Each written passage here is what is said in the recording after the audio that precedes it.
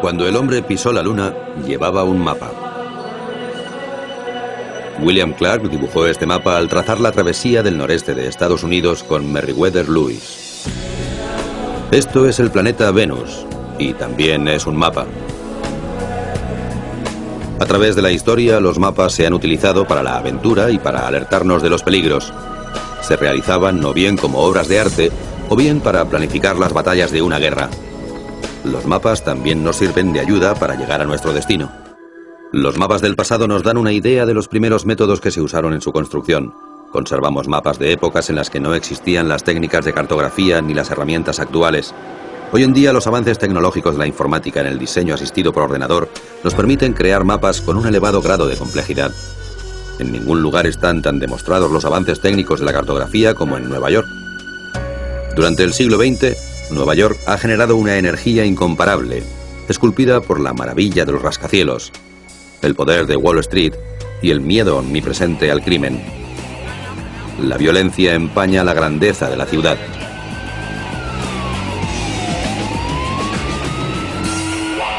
En el siglo XX, a finales de los años 90, los delitos violentos bajaron en picado. El arma clave en la guerra contra los delincuentes no era un arma en sí, sino un mapa. Un mapa interactivo informatizado que medía 3 metros de largo, llamado Comstat. Varios iconos representan todos los tipos de crímenes recientes, entre los que están puntos para robos y triángulos para tráfico de droga. El tamaño del icono representa el número de incidentes y el color representa a qué hora se cometió el delito. Los iconos también señalan las reuniones que se celebran 2 veces por semana. En estas reuniones, los jefes de los 76 distritos del departamento son interrogados por los supervisores de la policía de la ciudad sobre la delincuencia. Además de señalarlos, el mapa Comstat ofrece mucha información visual relacionada con los delitos. Por ejemplo, el Comstat puede marcar todos los bancos y los cajeros automáticos de Nueva York, que son los lugares más vulnerables en la ejecución de delitos.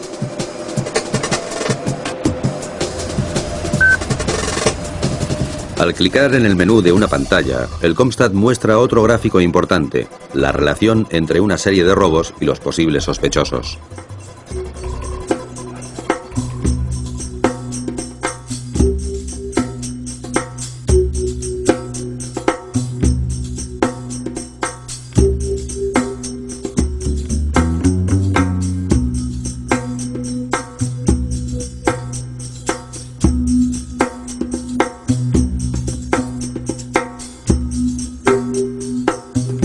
Se cree que los mapas existen desde la prehistoria, antes incluso de que la gente supiera que había otras civilizaciones además de la suya.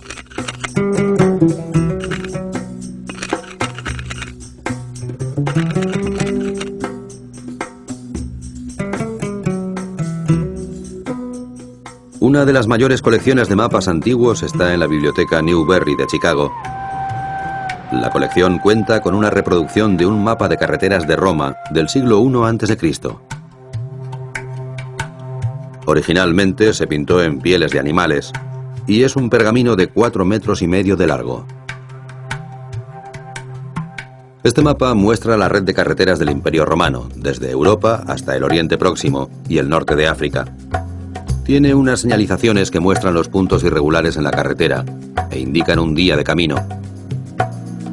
Así se podía calcular lo que se tardaba en ir de un sitio a otro.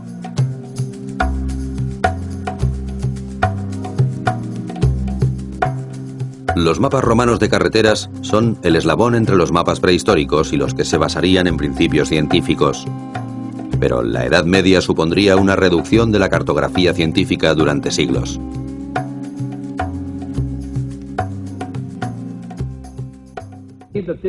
Creo que esta nación debería comprometerse a conseguir antes de que termine esta década que el hombre aterrice en la Luna y vuelva a la Tierra sano y salvo. Con estas palabras históricas, el presidente John F. Kennedy aceleró lo que supondría la segunda gran era de descubrimientos en el mundo. Las misiones del Apolo a la Luna suponían un triunfo tanto de la ingeniería como del espíritu humano. Que Dios bendiga a todos los de la buena tierra. También culminaron uno de los grandes logros de la historia de la cartografía: marcar en un mapa el punto exacto de una zona que no había pisado nadie. Sin un mapa preciso de la superficie lunar, cubierta de cráteres y montículos, los astronautas Neil Armstrong y Buzz Aldrin no hubieran podido descender con seguridad su módulo lunar. Luz de contacto. Motores parados. Houston, habla Tranquility Base. El Eagle ha alunizado.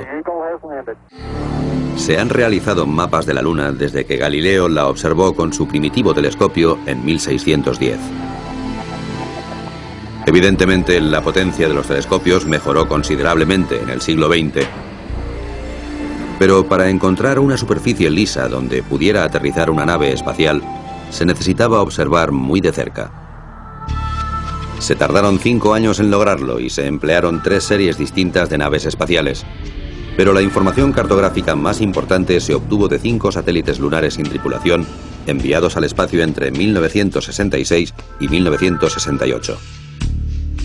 Estaban equipados con 2 cámaras de 70 milímetros.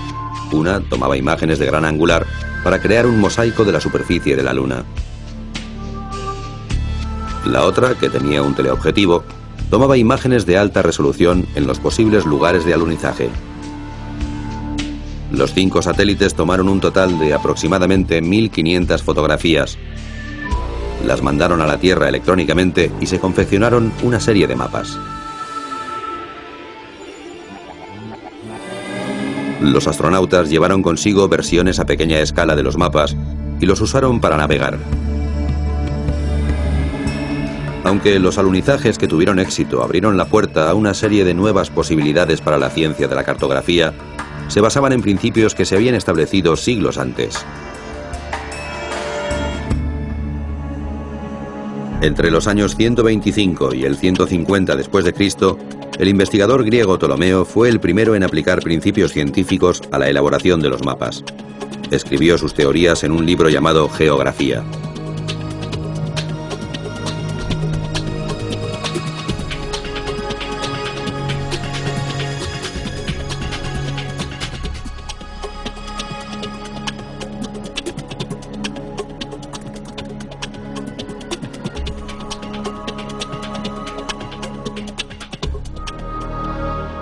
Pero todas las contribuciones de Ptolomeo a la cartografía se perderían durante siglos.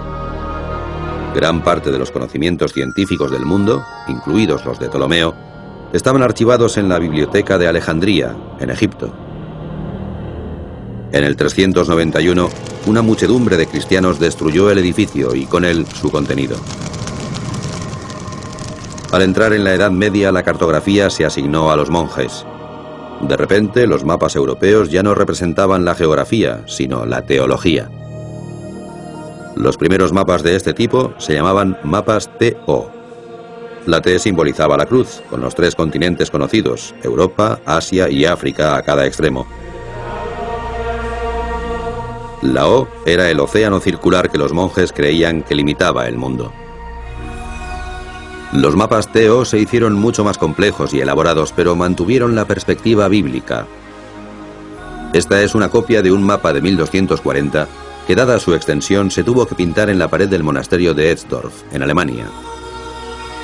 El original fue destruido durante la Segunda Guerra Mundial. Este es el Mediterráneo. Conserva la forma básica de los mapas TO. El Mediterráneo está aquí, en la raíz de la T. Y la barra de la T es el Nilo, y los Dardanelos y el Mar Negro.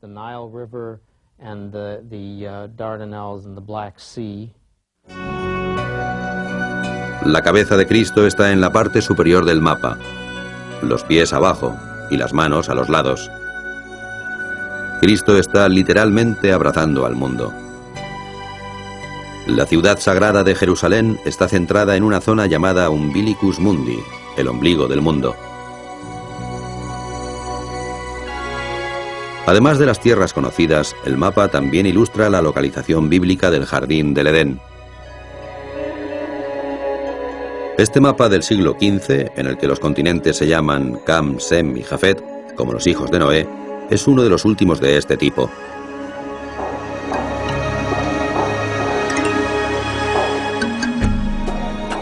Este mapa también es importante por otro motivo. Es el primer mapa del que tenemos constancia que fue realizado con la imprenta mecánica, una invención que liberaría a la cartografía. De repente podían producirse mapas a gran escala en vez de tener que copiarlos a mano. Antes de la destrucción de la biblioteca de Alejandría, los árabes consiguieron llevarse algunas copias de la geografía de Ptolomeo. A finales del siglo XIV, fueron descubiertas en Constantinopla, la actual Estambul, en Turquía. Gracias a la imprenta, el libro disfrutaría de una distribución en masa, 12 siglos después de haberse escrito. Esto, unido al pensamiento liberal del Renacimiento, hacía que el viejo mundo estuviera listo para descubrir el nuevo mundo. Anteriormente al pensamiento renacentista, el océano se consideraba como un cuerpo circular que confinaba al mundo. Algunos sabios de Florencia empezaron a saber del mundo exterior y a leer a Ptolomeo. Empezaron a concebir el océano como medio de comunicación y no de aislamiento.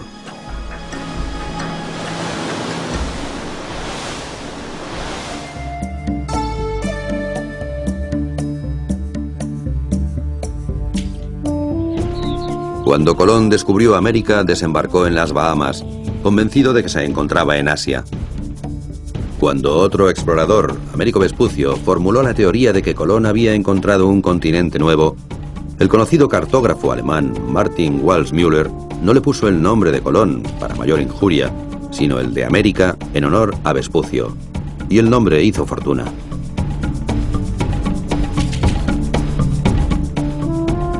Sin embargo, los viajes de Colón y sus contemporáneos llevarían al mundo a una nueva era de precisión de los mapas y a una pequeña mentira inocente que impregnaría la cartografía durante los 500 años siguientes.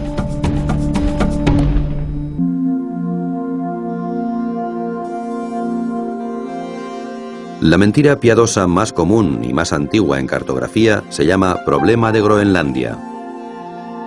En muchos mapas mundiales, la isla de Groenlandia aparece tan grande como América del Sur. El motivo se remonta a poco después de los viajes de Colón al Nuevo Mundo. Los constantes viajes desde Europa al Nuevo Mundo produjeron una alta demanda de mapas de navegación. Pero los cartógrafos aún tenían dificultades con la precisión de los datos. Podían dibujar masas de tierra basándose en las observaciones de los exploradores, pero el problema era la proyección. Representar con exactitud un gran mundo redondo en un pequeño papel plano era lo complicado. En 1569, Gerardus Mercator, geógrafo flamenco, usó las matemáticas y su propia intuición para desarrollar un nuevo sistema de proyección que serviría no solo para que los colonos fueran a América 50 años más tarde, sino que se convertiría en una de las proyecciones más famosas de los 500 años siguientes.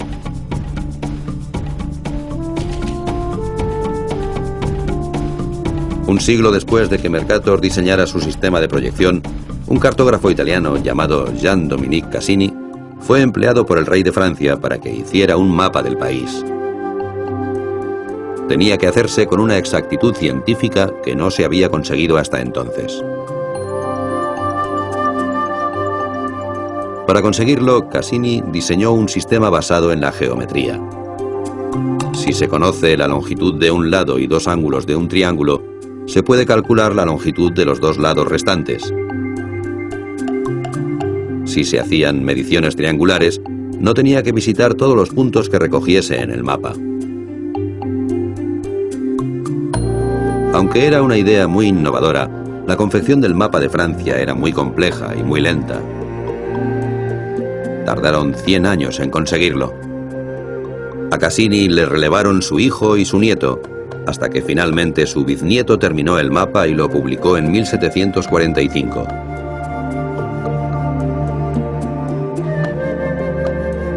Unido por triángulos, este mapa es la base de la cartografía a gran escala.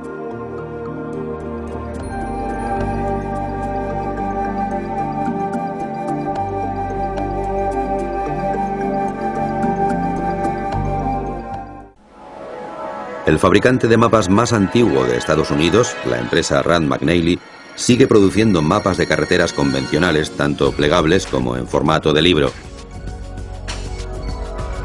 Pero ahora se puede planear un viaje largo, hasta el detalle más pequeño, mediante un CD-ROM.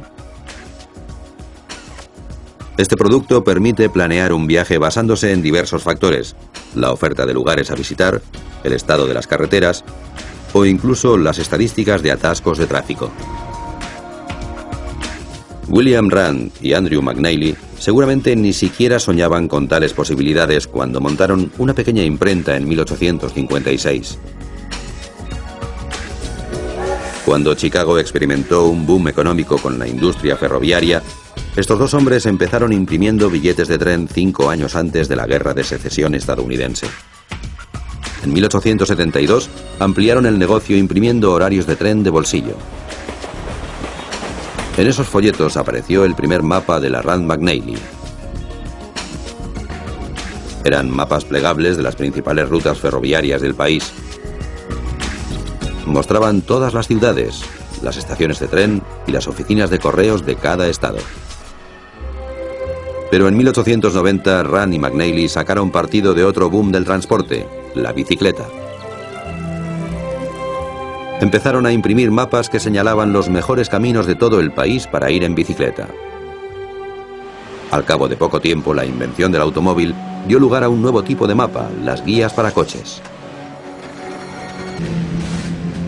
Al cabo de los años, Rand y McNally se enfrentaron con una demanda abrumadora de otro tipo de mapa.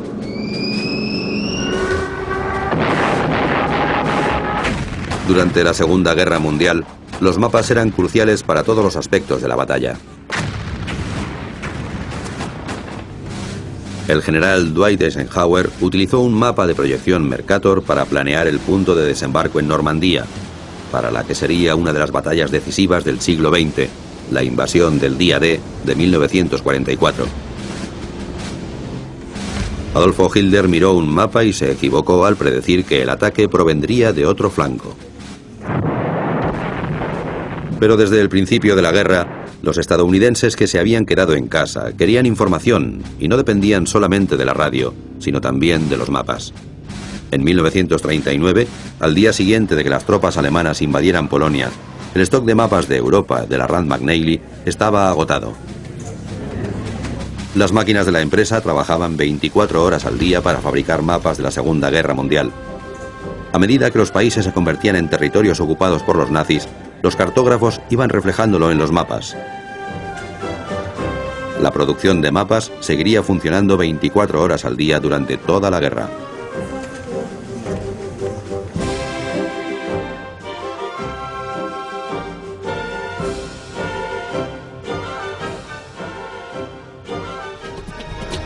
Después de la Segunda Guerra Mundial, los cartógrafos del ejército estadounidense y de varias naciones latinoamericanas se embarcaron en una gran expedición cartográfica que solo podía hacerse por radar. La mayoría de las selvas y zonas montañosas de América del Sur y de América Central nunca se habían medido ni siquiera con las herramientas más básicas. Pero ahora los equipos de campo podían mandar señales a través de radar a objetos lejanos y medir la distancia del rebote de la señal. Los cartógrafos americanos entrevistaron a los indígenas que vivían en la selva sobre los nombres de zonas geográficas que apenas se habían visto hasta entonces y que nunca habían constado en un mapa. Con la tecnología primitiva del radar, era posible localizar esos lugares remotos. Al cabo de 50 años, el radar llegaría a servir para localizar otros territorios. Esto es un vuelo simulado sobre Venus. También es un mapa topográfico preciso. Se creó mezclando gráficos con un aparato de imagen por radar montado a bordo de la sonda espacial de la NASA, Magallanes. Venus es el vecino más cercano de la Tierra y ambos planetas tienen un tamaño y una distancia hasta el Sol parecidos, pero Venus está envuelto en densas nubes gaseosas. La superficie del planeta solo puede penetrarse mediante radar. La Magallanes empezó su órbita alrededor de Venus en mayo de 1990. En miles de ráfagas de radar que duraban menos de un segundo, la Magallanes recopiló suficiente información para formar imágenes detalladas de la superficie de Venus. Transfirió la información a la red de antenas parabólicas espaciales de la NASA, que a su vez la transmitieron al Jet Propulsion Laboratory de Pasadena, en California. Allí se mezclaron tiras de imágenes de 4,5 metros con gráficos informáticos para crear la simulación de vuelo. La Magallanes ha descubierto la presencia de enormes volcanes en un número muy superior al número de volcanes de la Tierra. Y también hay un canal de lava de casi 6.500 kilómetros de largo llamado Artemis. Los científicos pueden utilizar esta información cartográfica para investigar la formación de Venus. Y a la vez que descubrimos al planeta vecino, podemos descubrir cosas sobre la formación de la Tierra.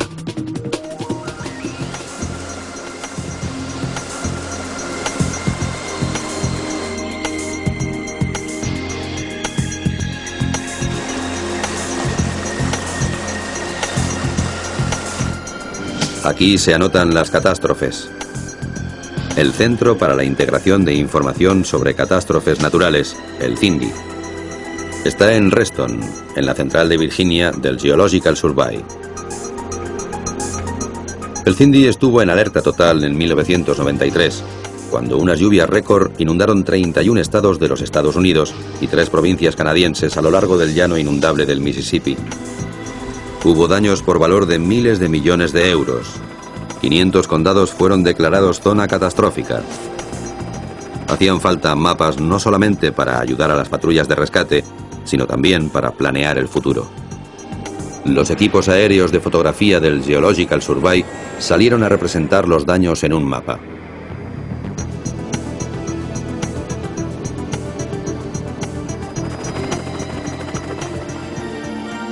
Además, se obtuvieron imágenes por satélite para tener una visión más amplia de los daños.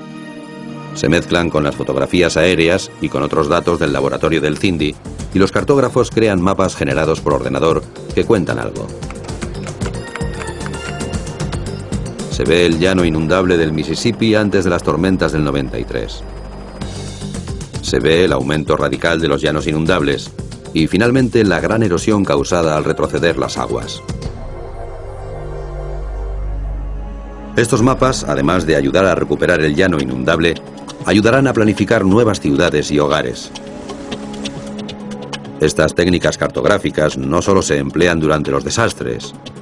El Geological Survey actualiza los mapas constantemente para que reflejen el cambio geográfico. Los cartógrafos de la entidad analizan constantemente la calidad de las nuevas fotografías aéreas que se toman en todo el país. Luego corrigen ópticamente la distorsión que provoca el paisaje, la refracción de la luz o el objetivo de la cámara. El resultado se llama DOQ, ortofoto digital. Es un mapa fotográfico de medidas correctas. El DOQ se separa en capas en un gráfico de tramas digitales, es decir, en la imagen de un mapa más antiguo escaneada por ordenador. Los cartógrafos pueden variar las líneas del gráfico de tramas digitales para que concuerden con los cambios geográficos que se ven en el DOQ. El mapa antiguo se volverá a imprimir entonces con las correcciones intactas. Actualmente las nuevas tecnologías están cambiando el concepto de lo que puede ser un mapa. Los mapas plegables que se han guardado durante décadas en las guanteras de los coches dejan paso a sistemas de guía por satélite que van instalados en los coches.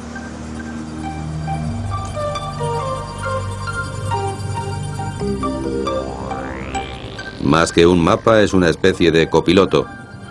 Cuando se introduce la dirección deseada, el sistema muestra un mapa de carreteras.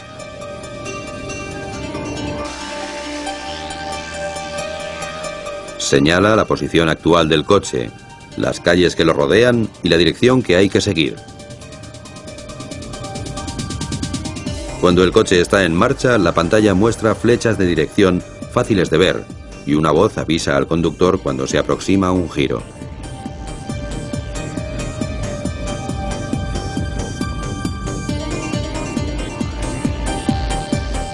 El sistema también puede ofrecer un mapa en tiempo real de la ruta del coche. La posición actual se indica por un triángulo en movimiento. Algunos productos incluso ofrecen listas de sitios de interés, como restaurantes. Al seleccionar un tipo de lugar, el sistema muestra las posibilidades más cercanas y luego guía hasta la elegida. Todo esto es posible gracias a los satélites que orbitan durante las 24 horas del día y que integran el GPS, Sistema de Posicionamiento Global.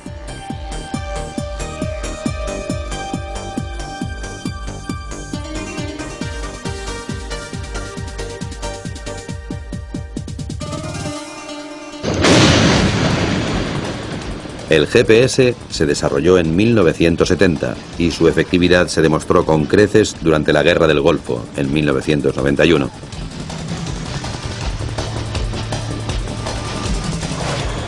Los pilotos de combate lo usaban para localizar los objetivos y para guiar sus misiles camuflados por la oscuridad. Los comandantes podían localizar desde la otra punta del mundo a cada soldado, cada tanque y todos los demás vehículos militares con un margen de 4,5 metros. Los satélites que hacen posible el GPS son una variación de alta tecnología de la triangulación, el método que se usó hace 3 siglos para fabricar el mapa de Francia.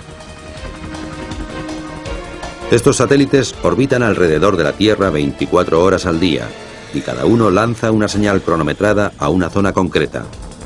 Así se cubre todo el planeta. Los relojes atómicos miden exactamente el tiempo que tarda la señal en llegar a la Tierra y rebotar al satélite.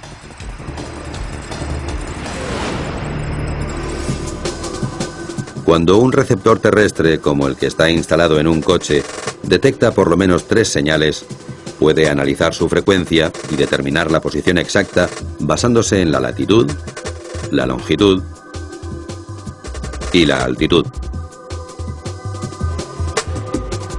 Los ordenadores de los receptores GPS tienen programados los puntos concretos de partes específicas de la Tierra y pueden dar indicaciones digitales para ir de un punto a otro. Otras aplicaciones del GPS pueden salvar vidas. Los equipos de urgencias utilizan el GPS para calcular inmediatamente la ruta más rápida hasta cualquier punto catastrófico.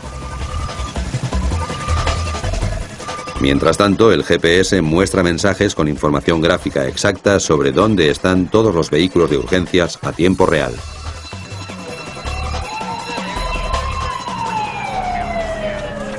Los mapas actuales no son simplemente los dibujos y las ideas de 1 o 2 personas que han salido a explorar. Son la culminación de más de 2000 años de recopilar información sobre la gente y los lugares del planeta, y se siguen haciendo usando fotografía aérea, satélites y personas que, aún hoy en día, utilizan los métodos tradicionales. La tecnología no ha restado nada, simplemente ha aportado herramientas nuevas.